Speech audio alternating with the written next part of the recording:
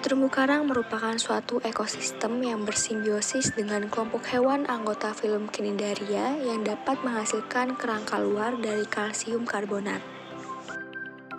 Karang dapat berkoloni atau sendiri, tetapi hampir semua karang hermatipik merupakan koloni dengan berbagai individu hewan karang atau polip menempati mangkuk kecil atau kolarit dalam kerangka yang masif.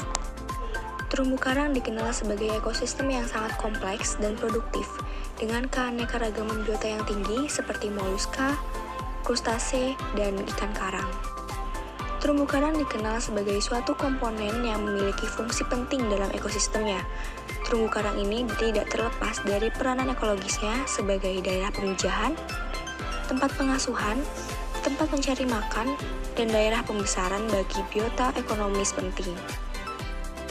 Selain itu, terumbu karang juga memiliki peran sebagai pemecah gelombang, pencegah abrasi pantai, dan ekosistem penghalang gelombang menuju ke pesisir pantai untuk menjaga stabilitas pantai.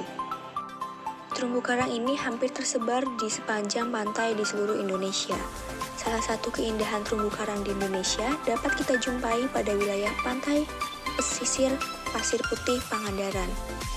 Namun sayangnya, ekosistem terumbu karang di pantai Pangandaran ini mengalami kerusakan yang cukup berat setelah terjadinya bencana alam tsunami pada tahun 2006.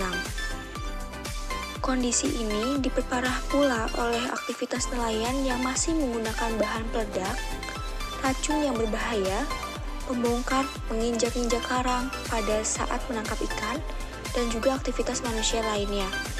Selain itu, tidak dipungkiri juga adanya bangkai kapal Viking di perairan Pasir Putih Pangandaran ini turut menyumbang kerusakan pada ekosistem terumbu karang yang ada. Keberadaan kapal FV Viking yang dikandaskan pada 14 Maret 2016 ini terkesan diterlantarkan dan menghalangi beberapa aktivitas. Hal ini dinilai merusak dan mengurangi kawasan termasuk terumbu karang dan mengancam ekosistem biota laut. Terumbu karang yang ada mengalami kerusakan akibat tergerus oleh kapal. Selain itu, adanya sedimen akibat pemindahan kapal ke daerah terumbu karang dan dengan adanya bangkai kapal berukuran 1322 GT ini mengurangi intensitas cahaya yang masuk ke dalam perairan tersebut. Akibatnya, beberapa terumbu karang akan kesulitan untuk berfotosintesis. Perlu diketahui, sebelum menjadi bangkai kapal yang seperti sekarang ini, kapal tersebut dulunya merupakan kapal illegal fishing laut yang berhasil ditangkap dan kemudian dilakukan pengeboman di daerah terumbu karang di era Menteri Kelautan dan Perikanan Ibu Susi Pujiastuti. Para nelayan merasa terganggu dengan keberadaan bangkai kapal tersebut karena dianggap menjadi limbah tak terurus dan merusak pemandangan. Pencemaran ini jelas melanggar Undang-Undang Nomor 32 Tahun 2009 tentang Perlindungan dan Pengelolaan Lingkungan Hidup.